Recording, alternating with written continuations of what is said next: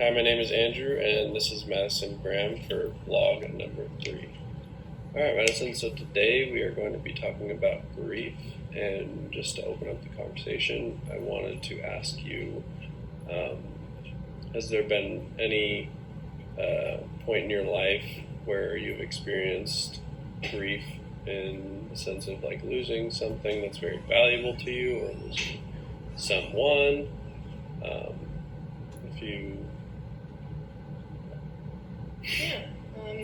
Well, luckily, lots of my grandparents are still alive, but I did lose one of my grandparents, my grandpa, when I was like 8th grade. That was really difficult for me to deal with.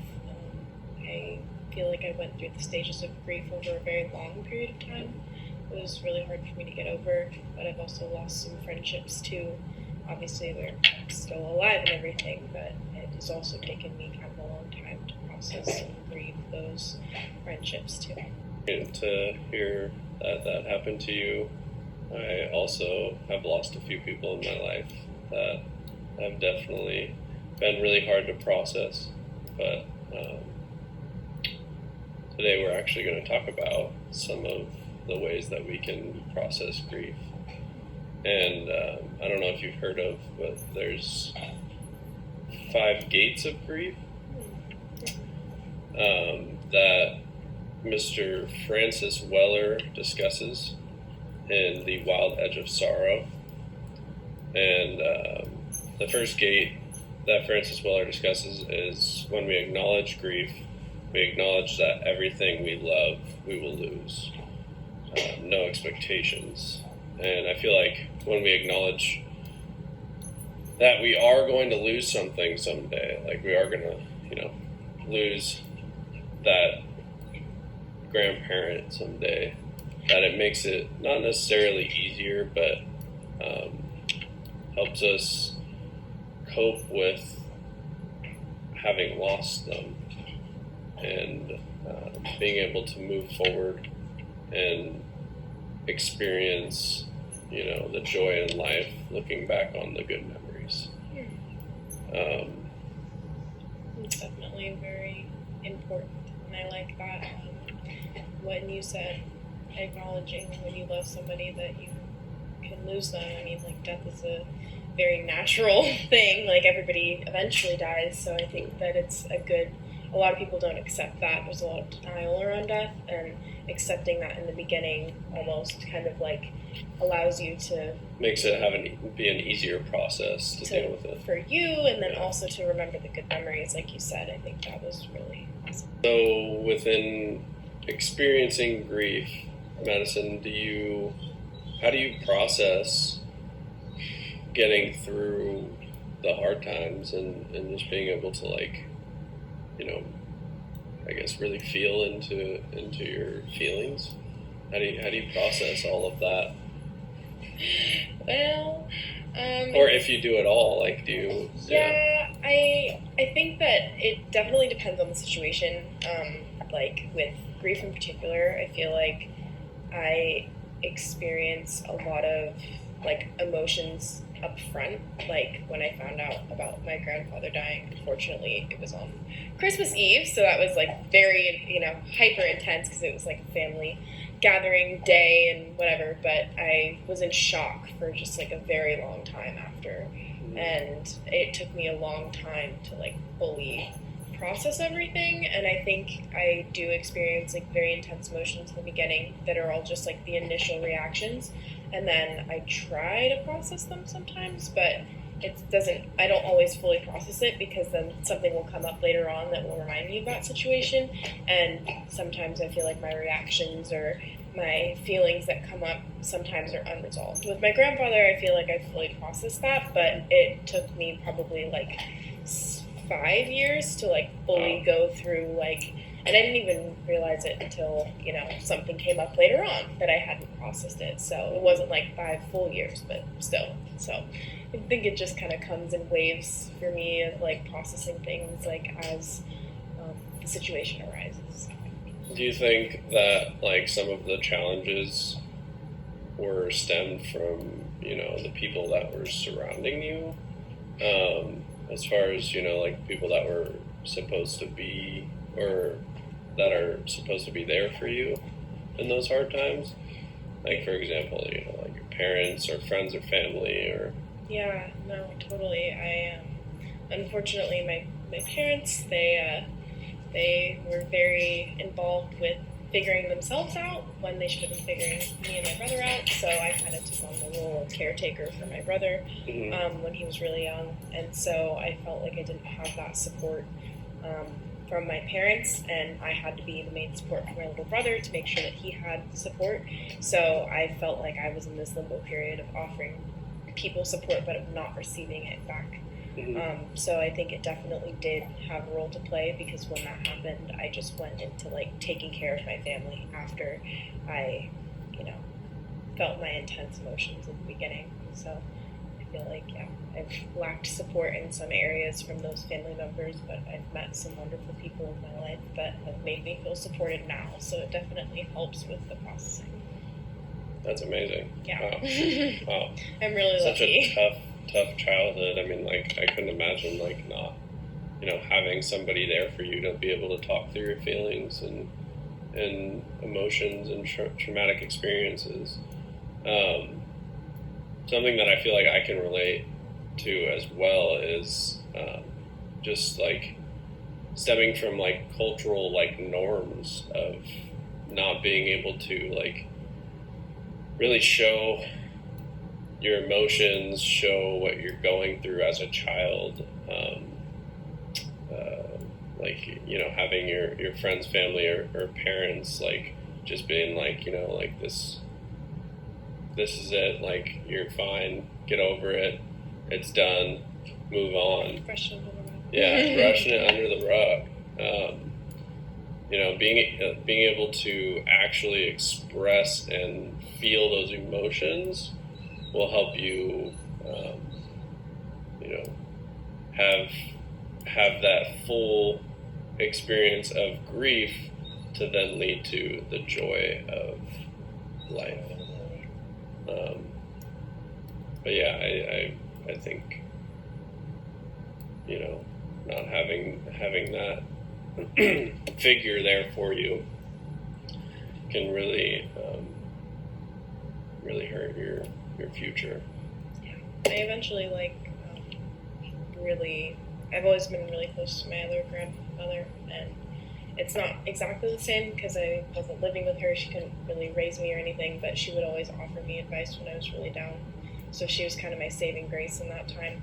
But I feel like for the amount of things I was feeling, because there were other things that were happening, my grandpa was just dying, she really was able to help me through those really intense times, and needed more support, but I got what I had, and I'm here today. So yeah, I'm glad your grandma was able to be there for you. I mean, it's really hard to have to deal with all those problems by yourself. And talked about you losing somebody important to you, and also being raised independently, pretty much. We're going to go into the fourth gate that Weller talks about, and it's the things that we may not realize we have lost. So for me, this quote really resonates because I had lost somebody this past year, and I was able to always communicate to him whenever I had a problem wrong with my vehicle or just problems in general in life. And it didn't really resonate with me that I had lost that easy access of being able to share my emotions with him until he had passed away. And I think it's really crucial that we spend every single day of our life really embracing and being able to enjoy like the small moments with people, because you never know what you're going to lose. So has there been a moment in your life where you feel like you haven't realized you had lost something until it was actually gone. Yeah, and this is actually something that's kind of a little more recent for me. I obviously the COVID pandemic has been really crazy, but in that time I lost a piece of my family at the very beginning, and it really set off a whole ripple effect of me losing aspects of my family that I didn't realize I was going to. Ultimately, like, I had to move out of my house and I didn't have anywhere to live, so I moved up to this area because I was going to school up here.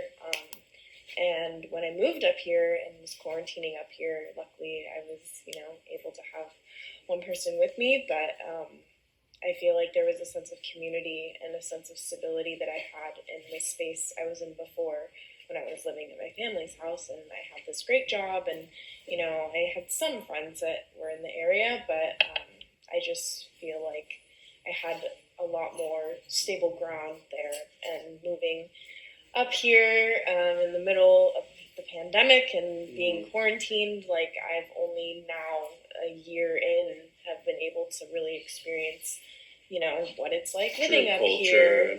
Yeah, and it's hard because I don't live anywhere near my family now, and so it just makes it like really difficult because I had like so many things that I took for granted that I didn't realize I was taking for granted until I moved here. And then it's not like living here is bad. I really do, and I've liked it. It's given me what I've needed.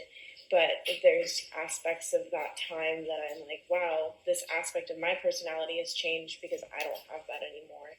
And so that has been kind of hitting me in waves throughout the pandemic. And, I feel like I was kind of like, oh, whatever. Like, I had to move on from that for so long and just kind of thought I had processed it. And then I feel like it's been coming up for me more recently. So one of those things where you think you're over it and then you're not.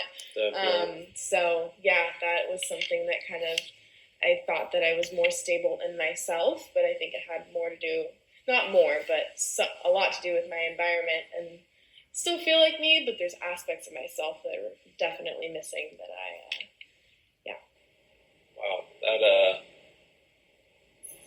that's a lot. I feel like, being able to, having to move during the pandemic, just in general, is a lot. But, change is good. Change is definitely good. And I think it really, really brings out the best in us. But yeah, being able to, having to lose that culture that you were in, that stability, is maybe something that is good to bring forward and to notice. Really, really being able to notice that side of that grief for you, because that is actually one of the signs of grief that a lot of people don't realize is, losing that piece of culture, losing that piece of, or that part of your life that you feel like you can't really take forward, but it's always going to be there. You just have to know how to express it. Yeah, but also kind of like find the gaps to like fill those gaps with other things to look that, like, like you were saying with your friend, how, whenever you needed car advice, you would go to him, and now you have to go somewhere else, but you still have to like get that advice and just like fill yourself up. And I mean, that's, not a huge example, but I feel like it's always like with community yourself. or all these other aspects, like you have to like keep filling yourself back up. Definitely. Alrighty, well, that concludes today's vlog number 3. Thank you, Madison, for being here today. Thank you.